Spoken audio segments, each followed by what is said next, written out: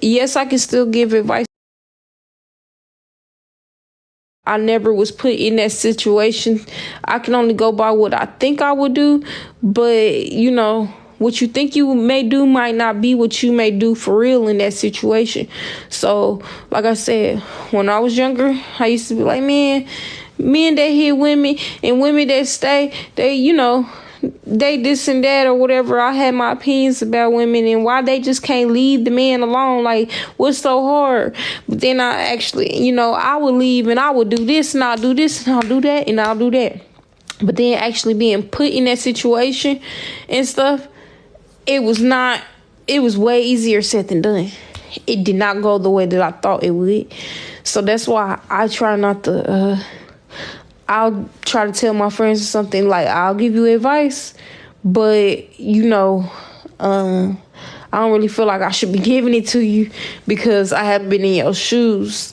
Because, when you in somebody else's shoes, you can be able to relate to that person and go from there. But when you never been put in a situation, how can you really say what you gonna do if you really don't know what you would do? You would assume that you would do that, but it don't always happen that way.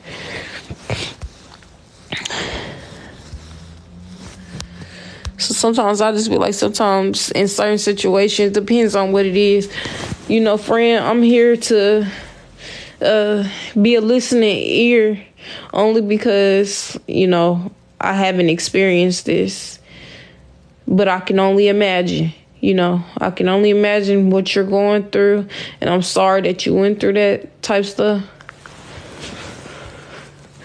Right, people think it's easy to leave and it's really not. It ain't. They'll get you mentally first. Then it's verbal. Then it's physical. That's how it go. Sometimes it go in a different order, but those are the ways that it go.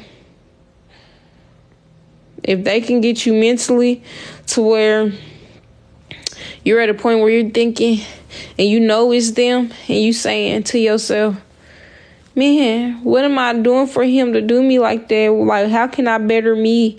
Like, why is he... it has to be me. Like, what am I doing wrong? Once you get to that point, yeah, it's time to hurry up and get up out that situation. And it's easier said than done, like I said. But once you start thinking like that, he already mind effed you in your head. Like, it's over with. Like, it's going to take a lot of restoring or a lot of going through it over and over until you get tired enough to leave. And like I said, some people don't even leave in time.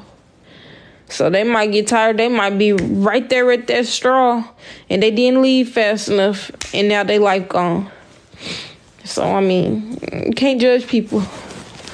Because like I said, it's always easier said than done. Y'all think that I would want to have got beat for I was with him for 6.5 years, but I was beat for 4.5 to 3.5, 4.5 to 4 years. I wouldn't want that. I think it'd be a lot of times too, like when you see that they have family that just don't care and you see why they are the way they are, you start feeling bad for them. And that's another red flag. Don't feel bad for them. But you start feeling bad, like, man, I see why he the way he is and stuff like that. But that don't mean he can hit me. But still, I see why he's messed up in the head or she's messed up in the head. Because women can be abusive too. I see why this person is messed up. Okay, I'm going to keep trying to love them and love them and love them and try to change them. And that's the problem. We think we can change people. If I love him enough and I love him like no other ever in this world, underneath Jesus and God, But if I love him like nobody else in this world, he going to change for me. Don't think that. No, he not. I was perfect to that man. We didn't argue. We didn't fight. He literally started all of that. It started when he started breaking up with me for no reason. It just started being random stuff like that. He would break up with me just so he can go mess with other women. But yeah. They'll act the sweetest for however long, and when they can't act sweet no more, and they know that they done got you in that loop with the mind effing, that's when they start doing little stuff that's abusive. Because a lot of people that think that abuse is just physical, it isn't. It's verbal, it's mental, and it's physical. All three. Like I said, it never really starts off with hitting. And if it do, that dude just crazy as heck. But yeah, it always starts off with little stuff. And then all your family don't love you. They don't mess with you. They can't.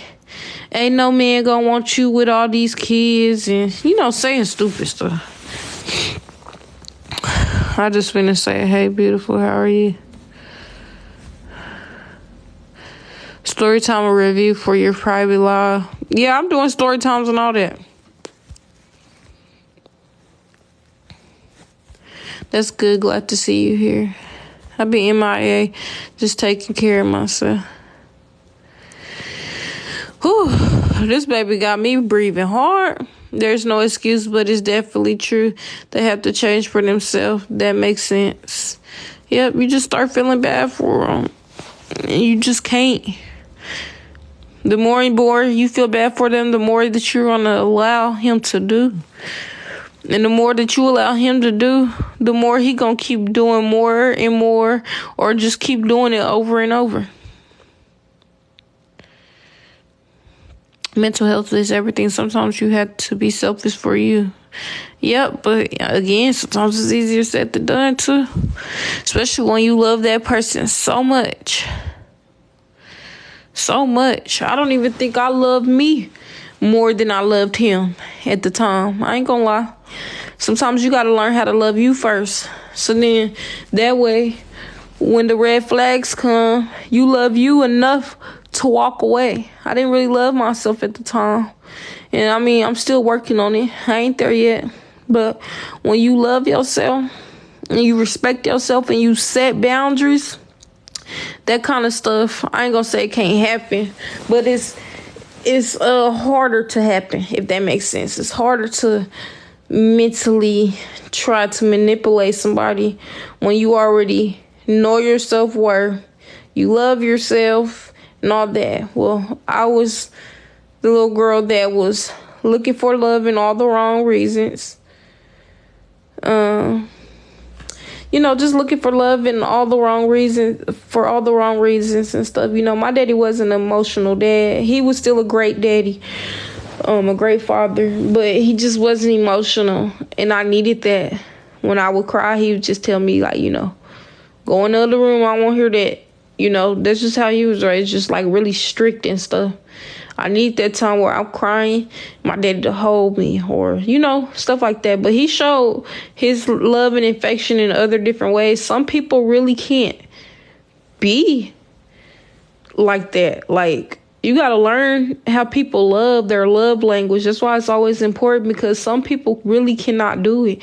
It don't matter how many times that you tell them over and over and over, they're still the same, because they're not capable of doing it. So, I feel like that kind of,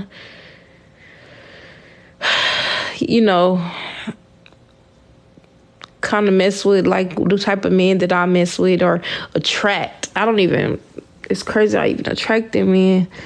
But yeah, it don't matter how I, perceive myself, fully clothed, not clothed, whatever like that. I still get the same outcome of me, and I'm just like, oh my gosh, this is crazy. It's just crazy. So I was looking for love in all the wrong reasons. And when I met my baby daddy, he made me the happiest person in the world. He really did. Like, I was the happiest. I never laughed so much in my life.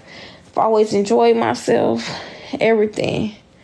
I was very low in life at the time.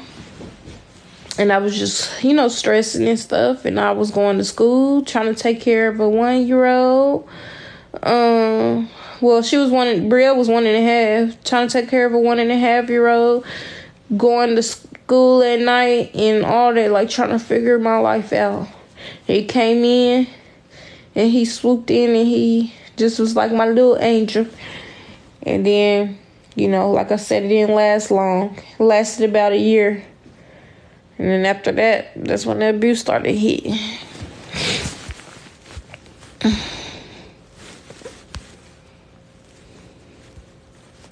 I was so happy with him. I told him I love him early. And I ain't never told nobody I loved him that early. I told him I love him within the first month. I know that's okay. He like, for real? He didn't love me. He talk about, are you for real? He's like, why do you love me? Like, why do you love me? And I just told him why I loved him. Like, I literally could tell him. And then I couldn't tell him the rest because I'm just like, I don't know. The rest is just unexplanatory. But I told him things that I love about him. And then it just moved too fast. Our relationship, you're always going to run into a toxic relationship if it was built and based off and by sex. It's always going to go left. That's how me and him was. We was talking at first again, like he had to wait. But eventually when I did allow him to, it was just like, that's what we were doing all the time. But like I said, we still had fun. We still laugh. We had intellectual conversations. We was always out, but our relationship was really holding. Not because of the intellectual. We did have nice conversations, stuff like that, but because of the sex. The sex was just crazy. And so, when it's like that, you don't even realize if you really like that other person or not. Because you were throughout the wrong things. You over here lusting. And you ain't really talking about much. You just shacking up all day and stuff. And like I said, we did have intellectual conversations, like serious, deep ones. But it got to the point where, again, I had introduced him to his baby mom, reunited him and his baby mama and his kids back together. And after that, it just went left. That's when it started being, the manipulation started going into play. He was like, I think I just felt like I had to have sex with her to see my kid and stuff. And she would be very evil. She had a restraining order on him still at that time. And be like, if you don't come over my house or whatever like that, I'm going to call the police and tell them that you was over here and all that. And you breaking the restraining order. It was crazy, So maybe he really did feel forced. That was an excuse. You should have just I kept telling him, you should have, took your baby mama to court. Like, men make all kind of excuses